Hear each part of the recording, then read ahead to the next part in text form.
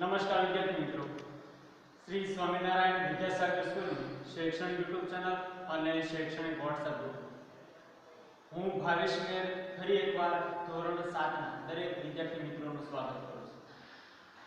વિદ્યાર્થી મિત્રો, યુટ્યુબ ચેનલને સબસ્ક્રાઇબ ન કરી હોય તો સબસ્ક્રાઇબ કરી લો અને બેલ આઇકન દબાવો, જેથી સૌથી પહેલા તમને તમારા ધોરણના દરેક વિડિયો સૌથી પહેલા તમારા મોબાઈલ ઉપર જ મળી રહે. મોકલવામાં આવેલા દરેક વિડિયોનો શરૂઆતથી અંત સુધી પૂરેપૂરો અભ્યાસ કરો અને વિડિયો પસંદ આવે તો એને લાઈક પણ કરો. વિષય શિક્ષકો દ્વારા મોકલવામાં આવતું દરેક કાર્ય સમયસર કરતા રહો અને YouTube ચેનલ સાથે જોડાયેલા રહો. છેલ્લા તાસના માતૃભાષા વિષય ગુજરાતીમાં આપણે પ્રવીણ દરજી દ્વારા આપવામાં આવેલ એક સરસ નિબંધની શરૂઆત કરી હતી.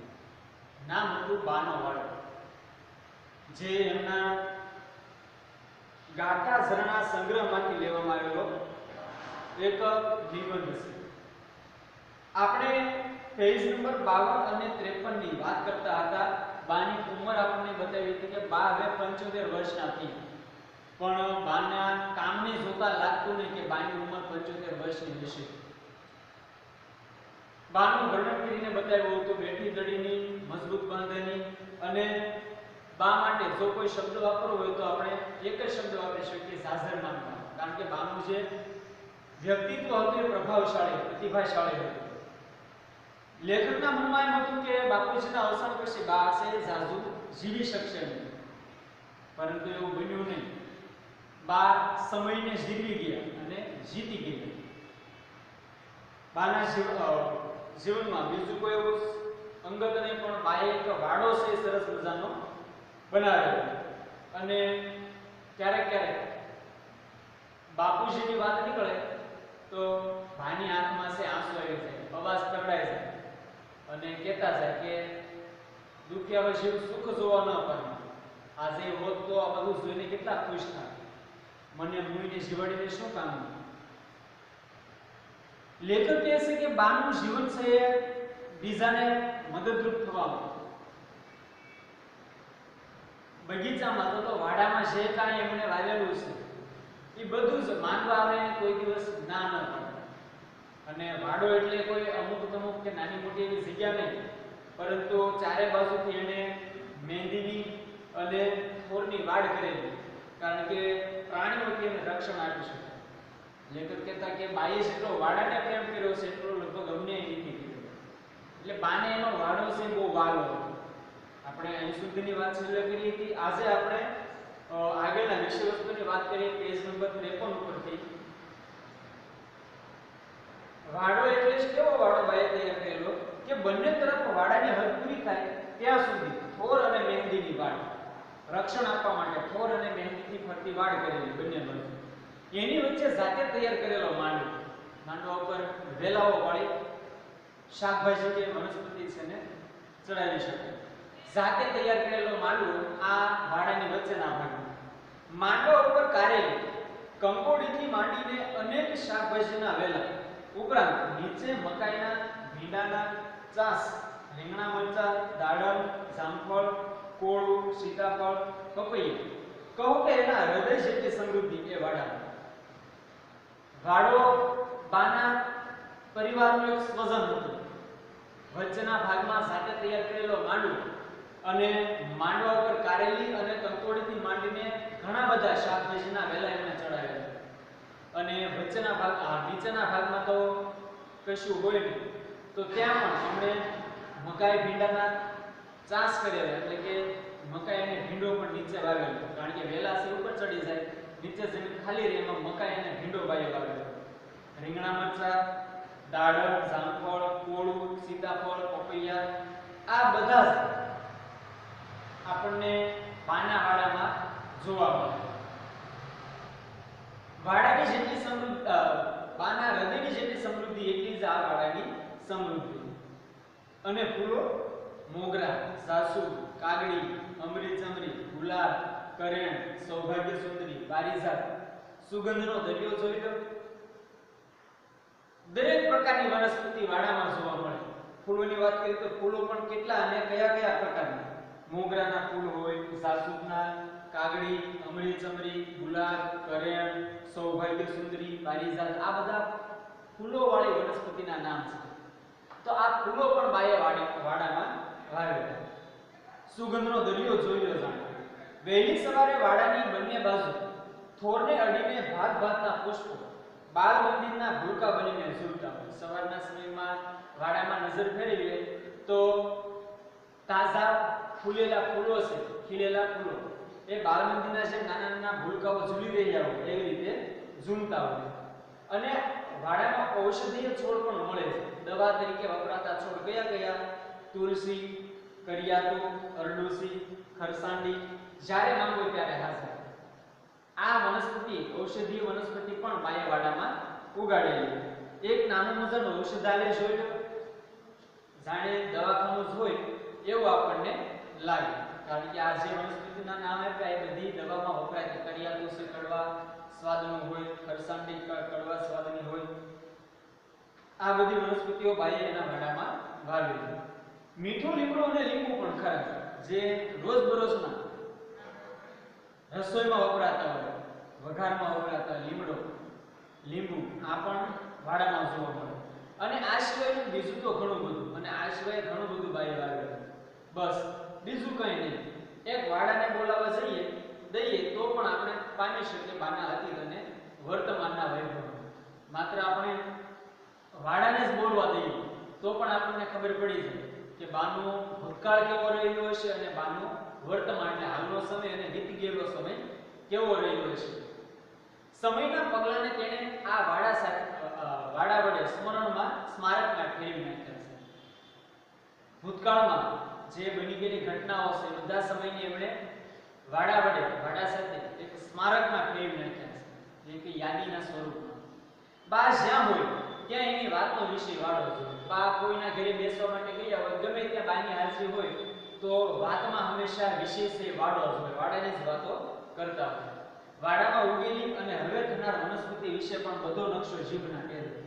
વાડામાં અત્યારે કઈ વનસ્પતિ ઉગેલી છે, હવે કઈ વનસ્પતિ છે તૈયાર થઈ જશે, આ બધો જ નકશો એટલે બધી જ માહિતી બાને જીભને ટેરે બધી જ ખબર હોય એને વાડા વિશે.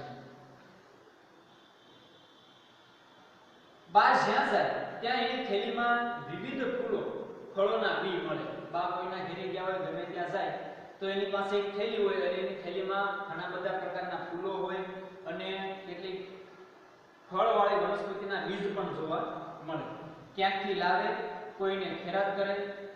આ બીજ ફૂલો વાડામાં નથી એવા કંઈક ફૂલો એને જોયા તો એના બીજ ક્યાંકથી લાવીએ પણ ખરા, અને કોઈકને જોતા હોય તો એને ખેરાત પણ કરે, એટલે એને દાન પણ કરે, ભેટ પણ આપે. પોતાના જ દીકરાના ઘરે 2-3 દિવસથી વધુ રહેવાનું થાય તો બા વાડા વિના જુરાપવાનું હોય. પોતાના જ દીકરાના ઘરે બા જો ગયા હોય, 2-3 દિવસ રહેવાનું થયું હોય તો વાડા વિના બાને ગમે ને, એકલવાયું લાગે. વાડાનું શું થઈ ગયું છે ચિંતા થાય. ભૂંડ બેસી ગયા હશે, વાંદરાઓએ ખેતર મેદાન કરી નાખ્યું હશે, લોકોએ આડેધડ ફૂલો ચોંટી લીધા હશે, કાચા લીંબુ કોઈ લઈ ગયું હશે, વગેરે વગેરે. બા બેચેન થઈ જતી અને અમુક દિવસે તો તે કોઈની માન્ય વિના વાડાના લગાવને કારણે મક્કમતાથી ચાલી જતી. બાને વાડા અંગે ચિંતા થાય. શું કે ભૂંડ બેસી ગયા હશે, વાંદરાઓએ ખેતર મેદાન કરી નાખ્યું હશે, લોકોએ બા નથી એમ જાણીને આડેધડ ફૂલો તોડી લીધા હશે, લીંબુડીમાં આવેલા કાચા લીંબુ કોઈ લઈ ગયું છે, વગેરે વગેરે. આવું બધું વિચારીને બા છે બેચેન થઈ જતી અને થોડાક દિવસમાં તો એ ત્યાંથી પાછી ફરતી. બીજા મનાવે અને રોકાઈ જાવ પણ બા છે કોઈનું માન્યા વગર વાડાના લગાવને કારણે મક્કમતાથી ચાલી નીકળતી. વતન જઈને જંપે પછી વાડો ખુશ અને બા પણ ખુશ.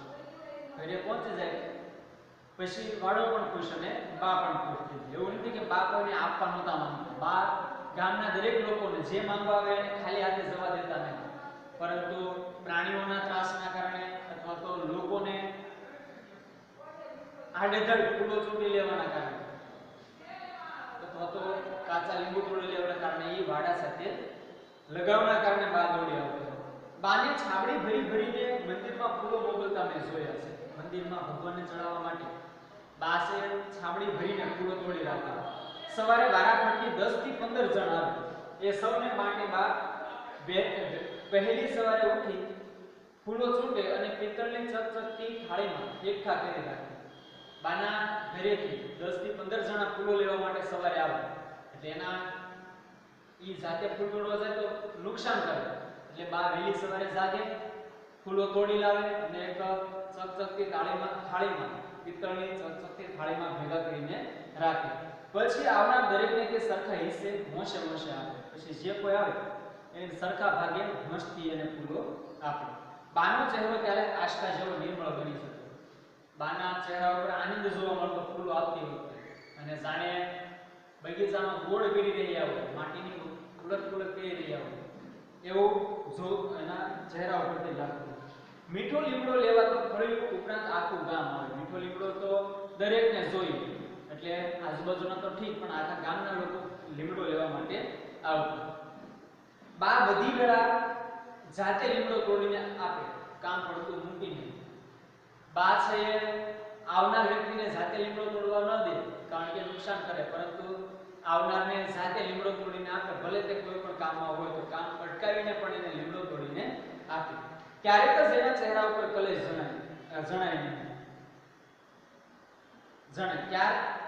ક્યારેક જ એના ચહેરા ઉપર કલેશ જણાય.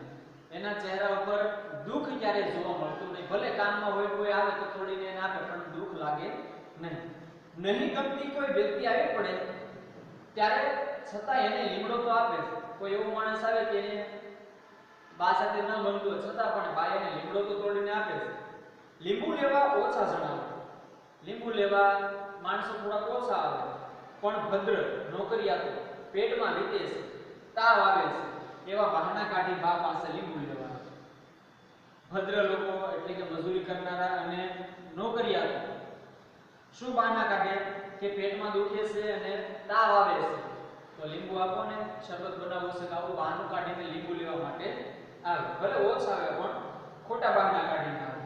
બા આનાકાની વિના આપે, પણ અંદરથી સમજે. બા એને ના ન પાડે કે લીંબુ નથી, કે પાક્યા નથી, કે તોડ્યા નથી, પણ એને આપે ખરા લીંબુ, પણ અંદરથી શું સમજી લે એવા બહાના કાઢી બા પાસે મૂળે તો બીમારી તો બહાનું છે, મૂળે તો મફતનું શરબત પીવું છે. બીમારી તો બહાનું છે, માત્ર એને મફતનું શરબત પીવું છે એટલે લીંબુ લેવા આવ્યા છે. બા એ રીતે ભોળી નહીં પણ ભલી કરી, કારણ કે એ જાણતી હતી કે બીમારી માટે લીંબુની જરૂરિયાત નથી, પણ એને શરબત બનાવવા માટે લીંબુ જોઈએ છે. એટલે આમ ભલી કરી કે ભલે ને લઈ જાય, મારી પાસે ક્યાં તાણ છે, એટલે ભોળી નહીં પણ ભલી કરી. પપૈયા, જામફળ અને શાકભાજી તો તે રીતસર લૂંટાવે, કારણ કે બગીચામાં કે વાડામાં પાક્યા હોય તો એક સાથે બાપ એટલું બધું ઉપયોગમાં ન લેવાના હોય, તો એ જોઈ અને છૂટે હાથે આપે. અમે શાળાએથી ઘેર આવીએ એટલે 2-3 દિવસે થેલી લઈને અમુકના ઘરે શાકભાજી આપવા અમને મોકલે. લેખક ભણીને સ્કૂલેથી ઘરે આવે એટલે 2-3 દિવસે થેલી ભરેલી તૈયાર હોય અને અમુક લોકોના ઘરે આપવા માટે જવાનું કહે. ખાયાસો કોઈ, ખીલાયાસો પાય. જે આપણે ખાઈએ છીએ એ આપણે ખોઈએ છીએ, એટલે કે બીજાને આપણે જો મદદ કરીએ છીએ તો સમયાંતરે આપણને એ કામ લાગશે. એ જાણે બાનું જીવન સૂત્ર રહ્યું છે. એટલે આ યાદ રાખજો, બાનું જીવન સૂત્ર શું હતું? ખાયાસો ખોયા, ખીલાયાસો પાયા. આપણે એના અર્થમાં પણ જોયું હતું કે ખાધું તે ખાધું, ખવડાવ્યું તે પામ્યું. એટલે કે પ્રાપ્ત કર્યું કે સાથે ઉપભોગ ન કરતા બીજાને ખવડાવીને રાજી થવા માટેનો બહુ સરળ પ્રયોગ છે. આપણે ઉપયોગ ન કરીએ પણ જરૂરિયાતમંદને આપીએ તો ઘણા વ્યક્તિઓ એનાથી સંતોષાઈ રહેતા હોય છે. બાને છોડની માવજત કરતી જોઈ એ પણ એક લહાવો છે. નળ તો ગામડે હમણાં થી બા છોડનો ઉછેર કઈ રીતે કરે એ દ્રશ્ય જોવું પણ એક લહાવો છે, તપ છે. નળ તો ગામડામાં થોડા વર્ષો પહેલા તો કુવેથી જ ચાકડી મારફતે પાણી ખેંચીને લાવવું પડે. કુવે જવાનું, પછી એક ગરડી ઉપર દોરડું સીસણ નાખીને એમાં સાથે ડોલ કે ગાગર બાંધીને ખેંચીને પાણી ભરવું પડતું. બા તે પણ કરે, ખેંચીને પાણી લાવે છોડને પાય. એક છોડ ક્યારો તૃપ્ત થાય ત્યાં સુધી તે પાણી રેડે. પાણી તૃપ્ત એટલે કે એની તરત છીપાય, પાણી નીચે ઉતરતું બંધ થઈ જાય તો ભરાઈ રહેલું રહે ત્યાં સુધી બા છે એને પાણી પાય. એ છોડને જાતે ગોળ મારે. સવારે ઉઠીને ભેગું કરેલું છાણિયા ખાતર તરીકે વાપરે. બા સવારે વહેલા ઉઠે અને વાડામાં નાખવા માટે છાણિયું ખાતર છે તો છાણ છે એને છાણિયા ખાતર તરીકે ઉપયોગમાં લે. લીંબુ વગેરેમાં ચામડાના ટુકડાઓ દાબે. લીંબુનીમાં ચામડાના ટુકડાઓ દાબે કારણ કે એમાં પ્રોટીન વધારે હોય, તો એના કારણે લીંબુડીનો ખાલ છે વધારે રહે છે, એટલા માટે એના ક્યારામાં ચામડાના ટુકડાઓ પણ દાબે. દરેકની પૂરેપૂરી રોજે રોજ કાળજી લે. દરેકની પૂરેપૂરી અને રોજે રોજ કાળજી પણ લેતા હોય કે હવે કયા છોડની હાલત પરિસ્થિતિ કેવી છે. વાડાના વાતાવરણમાં એકાદ જ છોડમાં પણ ક્યાંય ફરક પડે તો બાને તેની તરત જાણ થઈ જાય. વાડાના કોઈ પણ છોડમાં કાંઈ પણ ફેરફાર થયો હોય તો બાને એની તરત ખબર પડી જાય. બાને સાચે સાચી પામ્યું હોય તો વાડાની અડખે પડખે જ પામી શકાય. બાને જો આપણે ગોતવા હોય તો ક્યાંય બીજે નહીં જવું, પણ વાડાની અડખે પડખે તમે નજર ફેરવો તો બા તમને મળી જાય. એમ હું ખાતરીબંધ કહી શકું કે બીજે ક્યાંય ન હોય પણ એ વાડાની આજુબાજુમાં જ હોય. બાની નજર વાડે વાડે હરણની જેમ ફરતી. હરણ કેવું ચપળ હોય, શિકારીનો અવાજ થતા એ ત્યાંથી ભાગી નીકળે. આમ જરી પણ સંચળ થાય તો તરત એને ખબર પડી જાય. બાની નજર પણ વાડે વાડે હરણની જેમ ફરતી. પુષ્પે પુષ્પે પતંગિયાની જેમ ઉડાઉડ કરતી. પતંગિયું જેમ એક ફૂલ ઉપરથી બીજા ફૂલ ઉપર જાય એમાં બા પણ એના વાડાની વનસ્પતિના દર્શન કરતી. શાકને માંડવી ખિસકોલીની જેમ સરકતી રહેતી અને જમીન ઉપરના છોડનું નિરીક્ષણ કરતી વેળાએ નજર વરસાદી ગાય બની જતી. વરસાદી ગાય કેવી હોય, બહુ ધીમું ધીમું ચાલે. વેલા ઉપર નજર કરતી ત્યારે ખિસકોલી જેમ લટકતી જતી એમ બાની નજર પણ વેલામાં ઉગેલી શાકભાજી અથવા તો આવેલી શાકભાજી ઉપર સરકતી હોય અને છોડનું નિરીક્ષણ કરતી હોય. જ્યારે જમીન ઉપરનું નિરીક્ષણ કરે ત્યારે વરસાદી ગાયની ઝડપે એ ચાલતા હોય. ધીમેથી બધું જ ઝીણે રૂપે જુએ. ધરતી ઉપર વાવેલા જે છોડ છે એના નિરીક્ષણ વખતે બા એનું ઝીણવટપૂર્વકનું નિરીક્ષણ કરી લે.